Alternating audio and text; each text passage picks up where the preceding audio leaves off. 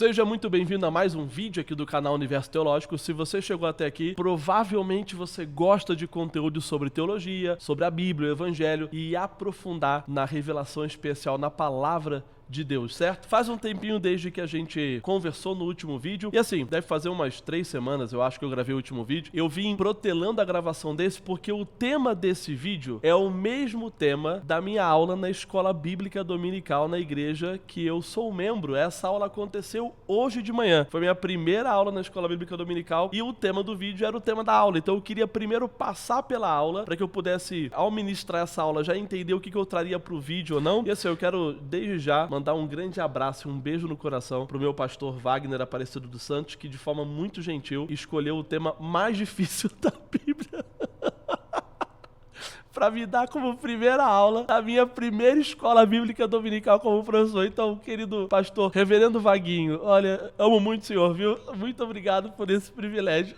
Seguinte, ó, qual que é o tema da aula? Nossa igreja, nossa denominação, ela subscreve a Confissão de Fé de Westminster, certo? E isso é tema para um próximo vídeo. Já, mais pra frente, eu gravo vídeo sobre confissões de fé, catecismo maior e tudo mais. Para você entender, existem confissões de fé, são aqueles documentos que retratam, né, que subscrevem o que é o conjunto de doutrinas que representam a nossa fé numa igreja, e nós subscrevemos a Confissão de Fé de Westminster. E nós estamos numa série de aulas da igreja que eu frequento para cada item da Confissão de Fé de Westminster. E o segundo item da Confissão de Fé de Westminster foi o tema da minha aula hoje na Escola Bíblica Dominical, e que será o tema desse vídeo. E assim, pessoal, a minha análise, bem por cima, viu, é que não há tema mais complexo do que esse na Bíblia inteira. E você vai entender quando eu aprofundar. Primeiro porque estudar o ser de Deus, será que tem coisa mais complexa do que isso? Vamos falar sobre isso no vídeo. E quando a gente entra na doutrina, como a doutrina da Santíssima Trindade, será que tem tema mais complexo do que esse? Eu acho, a minha leitura até agora é que a gente está frente a um dos temas mais complexos que tem na Bíblia, ok? Mas eu quero aprofundar nesses dois temas com vocês nesse vídeo de hoje: o ser de Deus e a doutrina da Santíssima Trindade. Dependendo de quanto tempo de banco de igreja você tenha, pode ser que você olhe e pense assim: ah, cara, eu já estudei muito sobre isso, eu já assisti muito vídeo sobre isso. O ser de Deus, cara, eu sou cristão há 40 anos, há 50 anos, há 30 anos, há 20 anos. Trindade, isso é o domínio de... Sem problema. Eu quero só te fazer um convite. Faz o seguinte, meu objetivo é que esse vídeo tenha aproximadamente 20 a 25 minutos, ok? Fica nesse vídeo comigo. Se ao final dele você não tiver aprendido nada, nenhuma única informação nova, inédita pra você, você nunca mais volta nesse canal. Sem problema. Agora, se você tiver aprendido uma única informação inédita ao longo desse vídeo, eu convido você a sempre voltar pra cá e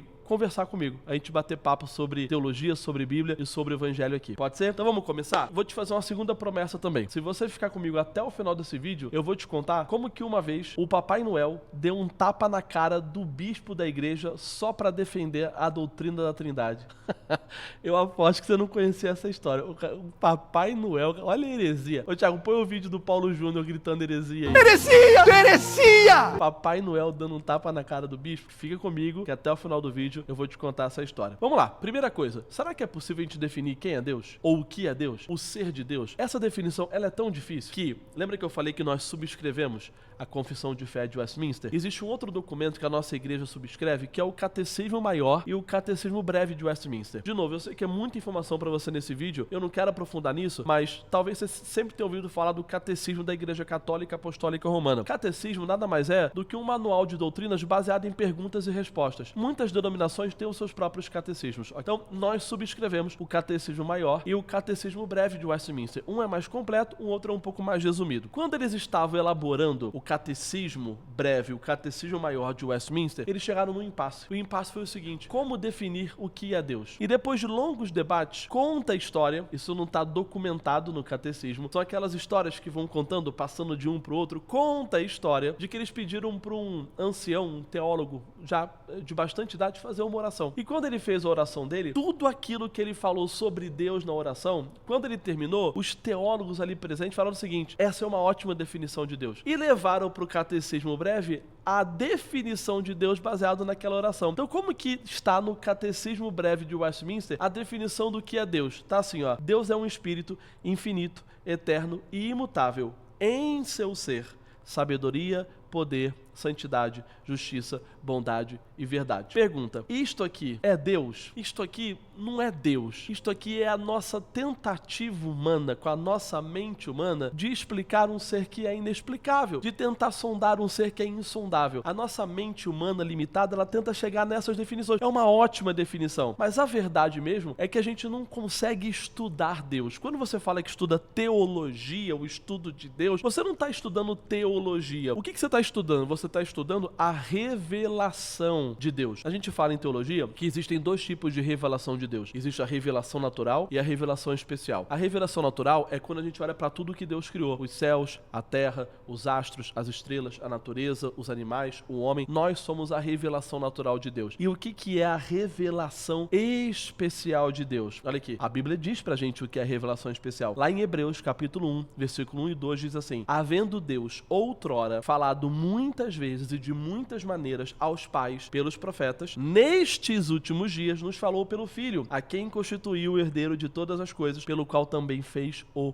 universo. Ou seja, o que esse texto está dizendo pra gente? Outrora, no passado, e você pode posicionar isso na história teológica, Antigo Testamento, Deus falava, ele se revelava pra gente, não só pela revelação natural, a sua criação, mas a revelação especial de Deus se dava por meio dos pais, os pais, né? Abraão, Isaac, Jacó. Aqui, como essa carta é a carta aos Hebreus, né, do Novo Testamento, é uma carta voltada, né, para os Hebreus. Quem era o pai dos Hebreus? Abraão, Isaac e Jacó, os patriarcas. Falava pelos profetas, profetas maiores, profetas menores, como Isaías, Ezequiel, Daniel, né, Naum, Jonas e por aí vai. Nos últimos dias, ele nos falou por meio do Filho, ou seja, por meio de Cristo Jesus. E onde nós temos documentado isso? Na Bíblia Sagrada. Ou seja, o que é a revelação especial de Deus no Novo Testamento? São as Escrituras, é a Bíblia Sagrada. Então, quando nós estudamos Deus, na verdade, nós estamos estudando aquilo que Ele escolheu nos revelar pela sua criação, revelação natural, e aquilo que estão registrados nos livros, a revelação especial dos 66 livros da Bíblia Sagrada. Ou seja, estudar Deus, na verdade, é estudar a sua revelação. Só que Deus é muito mais do que isso. Vou te dar um exemplo. Lá em Êxodo, quando Moisés é chamado por Deus para voltar para o Egito, lembra? Quando ele faz 40 anos, ele mata um egípcio, foge, mata para proteger um hebreu, foge. 40 anos depois, na casa ali dos 80 anos, ele é chamado por Deus para voltar para o Egito e libertar o povo cativo. Aí Moisés pergunta assim para Deus: tudo bem, eu vou lá falar que eu estou indo em teu nome, mas quem é o Senhor? Quando o povo me perguntar, você está vindo em nome de quem? Quem que eu falo para eles que é o Senhor? E aí Deus diz assim, lá versículo 14 do capítulo 3. Disse Deus a Moisés: eu sou o que eu sou.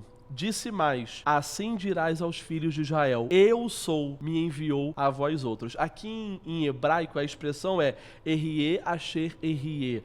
Se você for traduzir, eu sou o que sou, é uma boa tradução. Alguns hebraístas vão dizer o seguinte: talvez a melhor tradução aqui não seja nem eu sou o que sou. Cabe, mas tem uma outra leitura que é eu serei o que serei. Dá a ideia de um Deus que foi, é e há. É um Deus eterno, é um Deus que decide o que ele é, tem total controle sobre a história. Ele está acima do espaço-tempo da sua criação, ele é eterno. É para dar um pouco pra gente a dimensão de que Deus é insondável. A mente humana não consegue conceber uma definição adequada para Deus. E aí, Deus supera todas essas coisas. A nossa mente fica tentando buscar definições mais apropriadas para um ser que nos revela só uma parte dele. Essa é a questão. Por exemplo, lá em Romanos 11:33, Paulo vai dizer assim: ó profundidade da riqueza, tanto da sabedoria como do conhecimento de Deus. Quão insondáveis são os seus juízos e quão inescrutáveis os seus caminhos. É para dar pra gente um pouco dessa percepção. Estudar Deus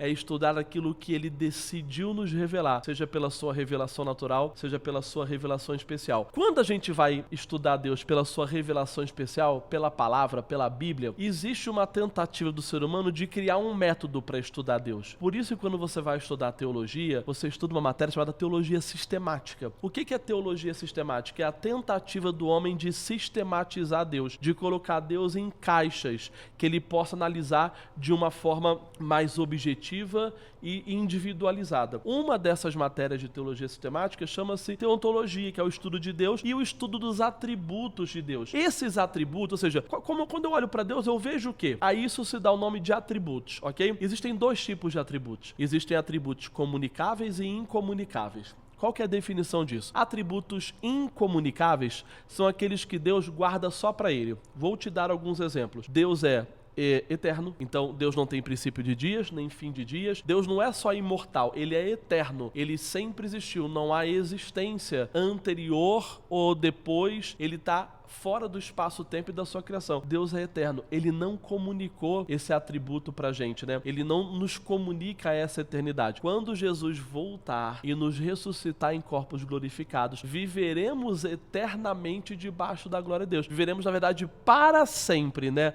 Não eternamente, assim, para sempre. Só que nós não temos essa vida para sempre em nós mesmos. Nós dependemos da glória de Deus para isso. Outro exemplo, Deus é um espírito invisível. Lá em João 4:24 fala assim, Deus é espírito e importa que os que o adorem em espírito e em verdade. Ele é um espírito invisível. Você não consegue ver Deus. E na própria Bíblia diz que quem ver Deus face a face morrerá. Além disso, Deus é imutável. O ser humano é imutável? Não é. Deus é imutável. Ele sempre foi e é e sempre será a mesma coisa. Ó, lá em Tiago 1:17 fala assim, toda boa dádiva e todo dom perfeito vem do alto, descendo do Pai das luzes, em quem não há mudança nem sombra de variação. Deus é o mesmo, sempre foi o mesmo, sempre será o mesmo. Deus é imutável. Tem sempre aquele onipotente, onisciente, onipresente, e na onipresença você tem a imanência de Deus, é a presença dele com a gente, a transcendência de Deus, é Deus fora da sua criação na eternidade. Agora, tem alguns atributos de Deus que são comunicáveis. O que é comunicável? É aquilo que Deus decidiu transferir pra gente, nos presentear, nos dar o privilégio de gozar desse atributo. Lembra que o homem é feito à imagem e semelhança de Deus, o imago Dei? Essa imagem e semelhança é corrompida na queda, lá em Gênesis capítulo 3. Só que parte dela fica com a gente. Por exemplo, esse vazio que a gente sente que nos faz buscar Deus, esse desejo pela vida eterna, por viver para sempre, tudo isso são resquícios dessa imagem e semelhança. Mas, por exemplo, Deus nos deu, nos comunicou, nos transmitiu o atributo de santidade, de ser santíssimo. Só que nós não conseguimos ter assim na nossa integralidade. Todo atributo que Deus comunicou pra gente, nos transferiu, nós não vivemos na sua integralidade. Para ser assim, somente Deus, Jesus e o Espírito Santo. Então, por exemplo, nós conseguimos ser santos? 5 segundos a gente consegue. 1 minuto talvez a gente consiga. Não pecar por 5 segundos. Você entende o conceito de nós conseguimos ser santos, mas nós não vivemos isso na sua plenitude. Além disso, nós conseguimos ser santos em completude através do sacrifício de Jesus na cruz. Porque quando Jesus morre pelos nossos pecados na cruz, Deus imputa a nós esse escrito de dívida anulado através do sacrifício de Jesus. E quando ele olha para nós, ele passa a nos ver santos como Jesus. Então nós só conseguimos acessar essa santidade plena através do sacrifício de Jesus na cruz. Nós não usufruiremos dela aqui ainda, porque a carne ainda é uma carne pecadora e ela milita com o nosso espírito. Agora, na volta de Jesus com corpos glorificados, de sim, aí de fato nós conseguiremos. Além disso, Deus é amoroso e ele comunicou esse atributo pra gente. A gente consegue amar, mas a gente consegue amar como Deus nos ama? A gente consegue amar como Jesus nos ama? Você consegue se imaginar pregado lá na cruz, no madeiro, e você olhando pros seus, vamos colocar assim, malfeitores, e eles debochando de você, cuspindo em você, e você fazer a seguinte oração: Pai, perdoai-os, eles não sabem o que fazem. Será que a gente consegue conceber isso? Então nós conseguimos amar nosso cônjuge, nossos amigos, né, as pessoas que convivem com a gente, familiares, mas nós conseguimos amar na plenitude que Deus nos ama e que Jesus nos ama? Não, nós não conseguimos, mas é um atributo que Deus comunica pra gente, nós conseguimos usufruir desse atributo. Outro ponto interessante sobre Deus, ok? Tudo isso aqui é só, você viu, eu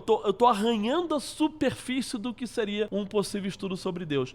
Deus é autossuficiente, ele não depende da sua criação. Adriano, mas a gente não tem que glorificar Deus? Sim, mas Deus não depende da nossa glorificação. Deus não depende do nosso louvor. Lá em Atos 17, 24 e 25 diz assim, ó: o Deus que fez o mundo e tudo que nele há é o Senhor dos céus e da terra e não habita em santuários feitos por mãos mãos humanas. Ele não é servido por mãos de homens, como se necessitasse de algo, porque ele mesmo dá a todos a vida, o fôlego e as demais coisas. Nós glorificamos a Deus porque isso é bom pra gente, nos conecta a Deus, a gente é preenchido por essa glória de Deus que preenche esse vazio e traz sentido pra nossa vida, mas Deus não precisa da nossa glorificação. Ele é merecedor de toda a glória. Outro ponto importante, ele é autossuficiente e ele é merecedor de toda a glória. Lá em Apocalipse 4:11 diz assim, ó: Tu és digno, Senhor e Deus nosso, de receber a glória, a honra e o poder, porque criaste todas as coisas e por tua vontade elas existem e foram criadas. Ou seja,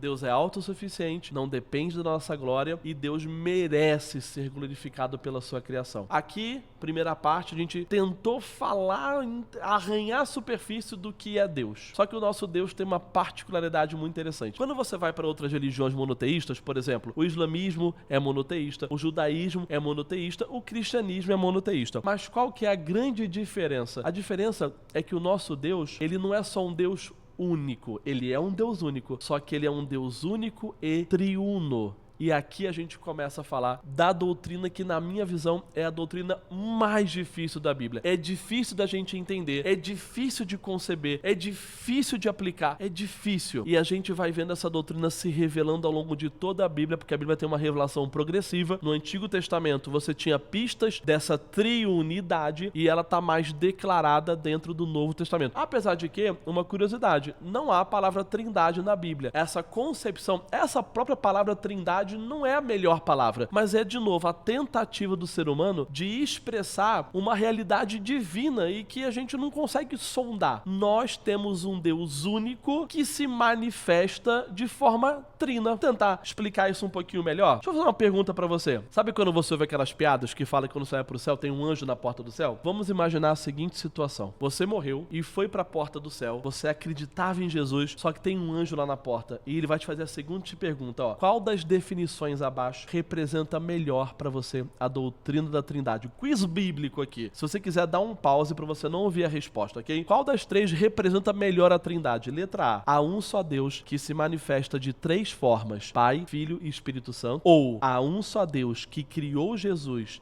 e a sua força se manifesta pelo Espírito Santo.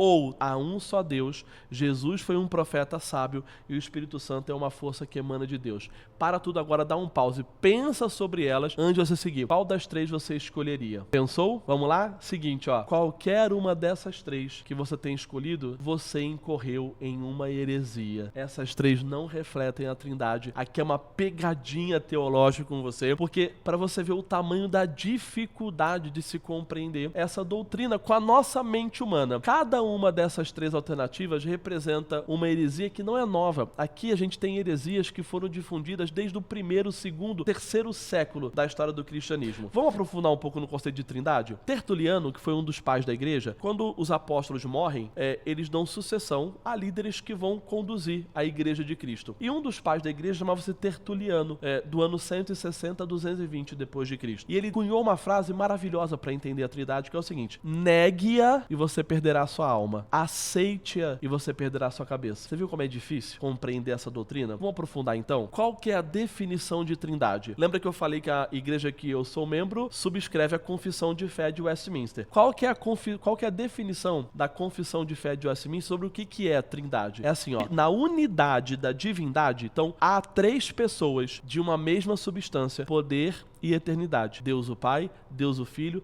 Deus o Espírito Santo. O Pai não é de ninguém, nem é gerado. O Pai não é de ninguém, não é gerado também, nem procedente. O Filho é eternamente gerado do Pai e o Espírito Santo é eternamente procedente do Pai e do Filho. Olha, se fosse para explicar só essa definição, eu teria que gravar pelo menos uns 10 vídeos aqui. Eu vou tentar resumir o máximo possível para você. Mas se você prestou atenção nessa definição, você já começou a entender por que nenhuma daquelas três do quiz bíblico lá atende o nosso critério. Por exemplo, na letra A fala assim: há um só Deus que se manifesta de três formas: Pai, Filho e Espírito Santo. Tá errado. Por quê? Porque não é um Deus que se manifesta de três formas. Por exemplo, muitas pessoas usam a água como uma metáfora para a Trindade. H2O, que pode ser líquido, que pode ser sólido, que pode ser gasoso. Por que isso é um problema? Porque dá a entender que Deus muda apenas a sua forma de se apresentar. E isso não é verdade. Na verdade, isso é uma heresia que foi difundida desde o segundo século, que ela pode ser chamada de modalismo ou sabelianismo, que vem do seu criador, que era Sabélio. De fato, o que ela quer dizer? É como se Deus ora fosse pai, depois ele encarna e vira o Filho, depois ele volta e vira o Espírito Santo. Não, porque na definição de trindade aqui, nós temos a explicação. Na unidade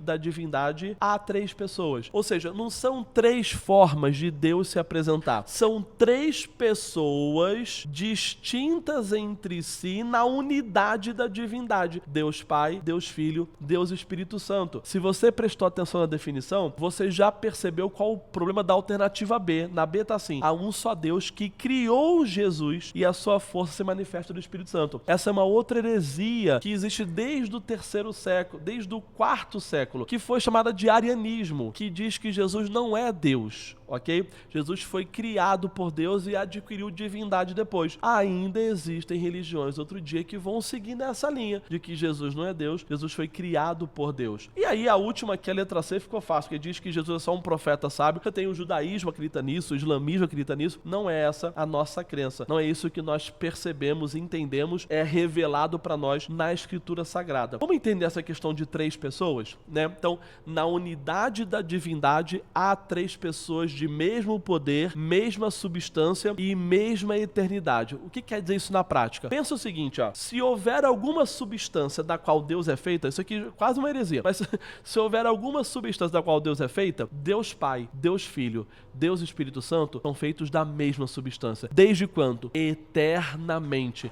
E quem manda mais? Todos têm o mesmo nível de poder, mesma substância, mesma eternidade. Tem vários textos para mostrar sobre isso. Por exemplo, Deus Pai, lá em Efésios 4:6. Há um só Deus e Pai de todos, que é sobre todos, por meio de todos e em todos. Deus Filho, João 1:14. E o Verbo se fez carne e habitou entre nós, cheio de graça e de verdade, e vimos a sua glória como do unigênito do Pai. E assim, esse versículo agora de Atos, que fala do Espírito Santo, é o que eu mais gosto para mostrar como o Espírito Santo é uma pessoa distinta na Trindade, com o mesmo poder, com a mesma eternidade, da mesma substância do Deus Pai e do Deus Filho, e que é Deus. E é chamado de Deus na Bíblia. Lembra lá no Novo Testamento quando Ananias vende tudo que ele tem e coloca aos pés dos apóstolos, mas ele mente por quanto ele vendeu? Pedro vai dizer assim para ele, presta atenção. Então disse Pedro: Ananias, por que encheu Satanás teu coração para que mentisse a quem? Ao Espírito Santo. Veja bem, Pedro está dizendo que ele mentiu ao Espírito Santo, dizendo assim, ó: reservando parte do valor do campo, conservando porventura não seria teu? Ou seja, o que está fazendo não quer dizer então que esse dinheiro é teu? Você não está dando ele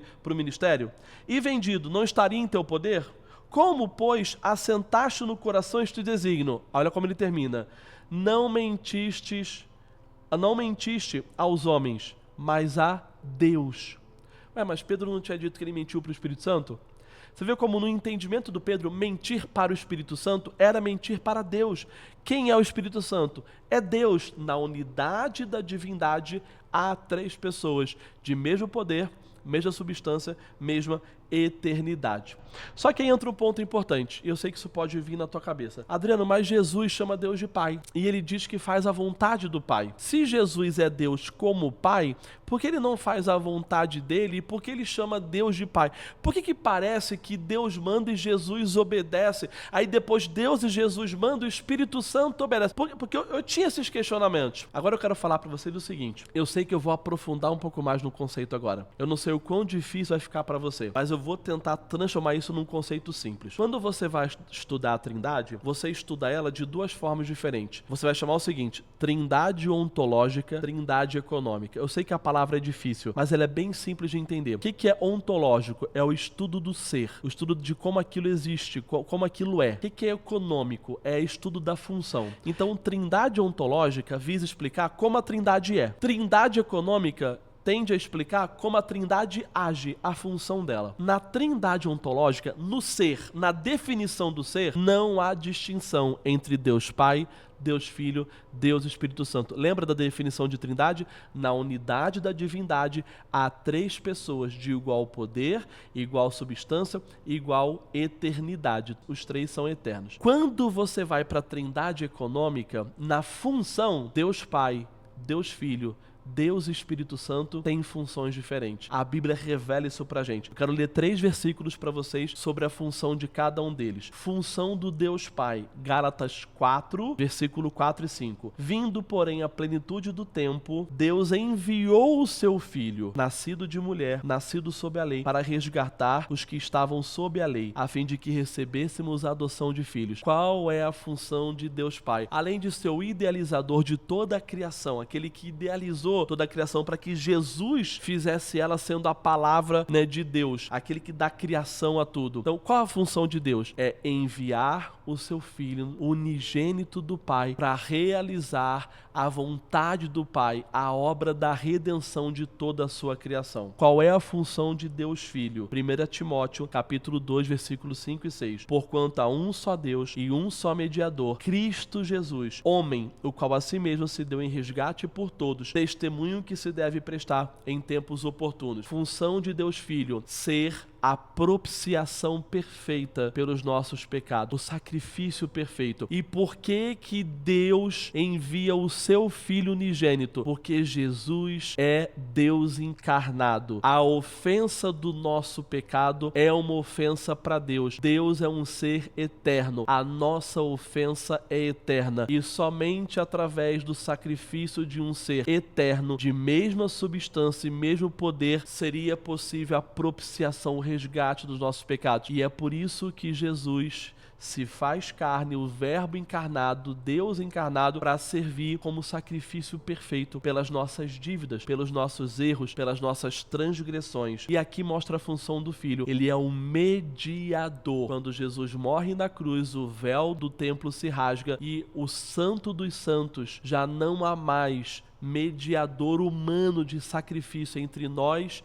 e Deus. Jesus se torna o nosso caminho, a nossa verdade e a nossa vida. Ele é o nosso mediador. E qual é a função do Espírito Santo? Está lá em Tito, capítulo 3, versículos 5 e 6. Não por obras de justiça praticada por nós, mas segundo sua misericórdia, ele nos salvou mediante o lavar regenerador e renovador do Espírito Santo, que ele derramou sobre nós ricamente, por meio de Jesus Cristo, nosso Salvador. Por meio de Jesus, o lavar dos nossos pecados acontece, mas quem derrama isso sobre nós, quem nos promove essa regeneração, quem preenche esse crente, esse novo convertido, esse novo integrante do corpo de Cristo, é o Espírito Santo. É ele que aplica a redenção de Cristo Jesus nas nossas vidas. Ou seja, aqui você está vendo a trindade econômica. A função de Deus Pai, a função de Deus Filho, a função de Deus Espírito Santo. Algumas curiosidades para você que estão presentes na Bíblia. No Antigo Testamento, lembra que eu falei que no Antigo Testamento você tem pistas da trindade, mas a revelação progressiva vai nos mostrar ela de forma mais presente no Novo Testamento? Algumas curiosidades sobre a Bíblia.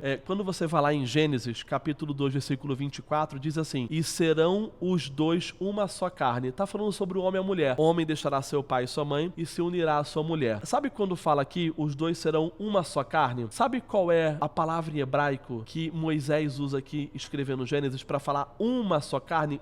Ele usa uma palavra chamada errad. Em hebraico, errad significa um. Mas sabe como que significa esse um? Significa assim, ó. Você imagina que você tem, por exemplo, um desse. A palavra não é errad em hebraico. A palavra é yahid, que significa um, único, sólido, firme, um só. Quando você usa a palavra errad, você também quer dizer um, mas você quer dizer um que cabe uma unidade composta. Por exemplo, uma caixa que vem um palito desse, ok? Um palito eu posso falar errad, porque ele está dentro de uma caixa com vários outros palitos. Quando aqui nesse versículo fala, e os dois serão uma só carne, a palavra usada é errad para dizer o quê? Esse um do homem e da mulher são dois que formam um. Então aqui está dizendo o seguinte, um homem mais um mulher, quando casam, não formam dois, formam uma só carne. Você quer ver uma outra coisa interessante? Lá em Deuteronômio, capítulo 6, versículo 4, esse é o versículo que toda criança judia aprende desde que sabe falar. Por quê? Porque ela fala sobre o Deus de Israel. Fala assim, ó, Shema Israel Adonai Elohim Adonai Echad. Diz o seguinte, ó, ouve Israel, o Senhor nosso Deus é o único Senhor. Tá vendo? Aqui Deus está dizendo que ele é único. Como que ele pode ser três? Sabe qual é a palavra em hebraico para esse o Senhor é único aqui em hebraico? Echad. Aí a pergunta é, se Deus quisesse dizer pra gente que ele é único, sólido, firme, não cabe mais ninguém, é um só, por que que ele não usaria Yahid e usou errado? Quando o Espírito Santo inspira Moisés para escrever, por que que ele inspira Moisés a usar a palavra Errad, que é uma unidade composta, ou seja, é um mais um, onde um mais um não é igual a dois, é igual a um. Ou na Trindade, um mais um é igual a um. Percebe essas pistas que Deus vai dando pra gente sobre a existência de um Deus, que na unidade há três pessoas? Outro mistério, quer ver que bacana? Lá em Gênesis, na criação do homem, capítulo 1, versículo 26, Deus fala assim, ó: também disse Deus, façamos o homem à nossa imagem, conforme a nossa semelhança. Quem é esse façamos? Seu Deus é um. Após a queda, Gênesis capítulo 3, versículo 22, então disse o Senhor Deus, eis que o homem se tornou como um de nós. Quem é esse um de nós que Deus está falando? Lá na Torre de Babel, Gênesis 11, 7, vinde, desçamos, confundamos ali a sua linguagem, para que um não entenda a língua do outro. Quem é esse vinde, desçamos e confundamos que Deus está dizendo? Ou seja, essa unidade composta. Aqui você está vendo, daria para te aprofundar muito mais, ok? Mas aqui você está vendo alguns mistérios bíblicos, onde nos dão pistas de um Deus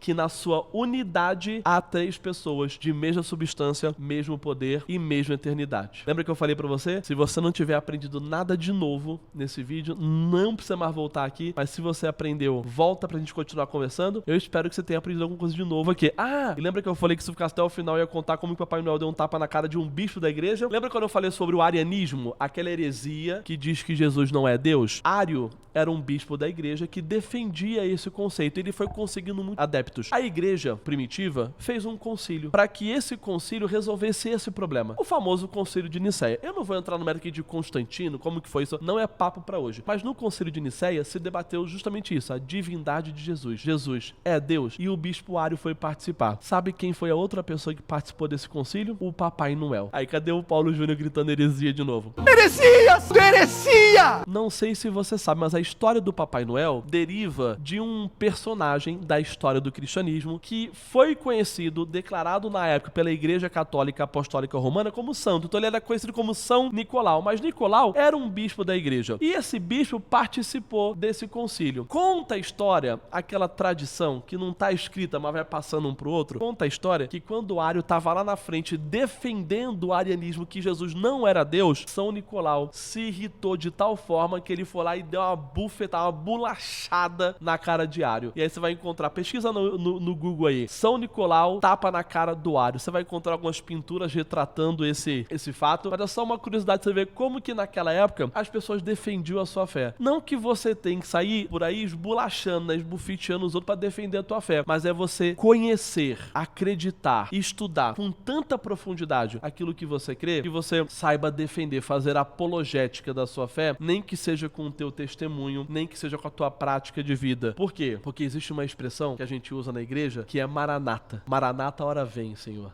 É a volta do nosso Senhor Jesus. E cabe a cada um de nós defender, propagar, pregar a nossa fé e o evangelho de Cristo Jesus até que ele volte. Isso pode ser rápido, isso pode demorar um pouco. Essa foi a ordenança de Jesus pra gente, pra grande comissão. Ide e pregai o evangelho por toda a parte, por toda Judeia, Samaria e até os confins da terra. Essa foi uma ordenança do nosso Senhor Jesus até que ele volte. E aí, você já pregou o evangelho hoje? Você já deu testemunho da sua fé hoje? E agora, se alguém questionar a Trindade, mas a tua religião tem 3 deuses. Aqui você encontrou alguma coisa bacana para ajudar você a defender a tua fé? Se você encontrou, comenta aqui embaixo. Daria para gravar 50 vídeos só sobre isso, mas eu espero ter contribuído para a tua vida através da iluminação do Espírito Santo, que ele possa ter me capacitado hoje para contribuir em algo para a tua vida, para que você possa aprender um pouco mais sobre a palavra de Deus. Fechou? Então, ó, beijo no teu coração, fique com Deus, que ele se manifeste na tua vida, que a glória dele resplandeça sobre a tua vida, que a gente possa encontrar mais vezes aqui no canal Universo Teológico para compartilhar sobre a palavra de Deus, sobre teologia, sobre a Bíblia Sagrada. Até o próximo vídeo.